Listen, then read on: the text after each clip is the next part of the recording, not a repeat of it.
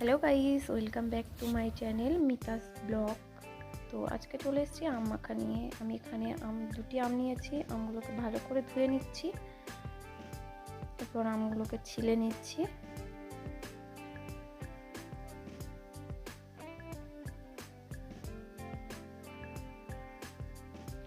আম ছেলা হয়ে গেছে, এরপরে আমি ঘষে দুটো আমকেই ঘষে নিচ্ছি। তো এখানে আমি দুটো আম নিয়েছি, আমি আর আমার ছেলে খাবো, সেই জন্য এখানে তোমরা চাইলে বেশি আমও নিতে পারো।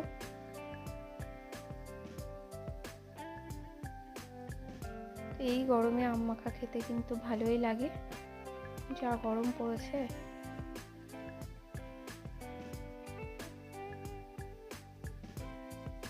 তো এখানে আমার আম ঘষা হয়ে গেছে। এরপর একটা টবে আমি লেবুর বীজ ফেলেছিলাম, তো তার থেকে চারা বেরিয়েছে, আমি এখান থেকে দুটো পাতা ছিঁড়ে নিচ্ছি।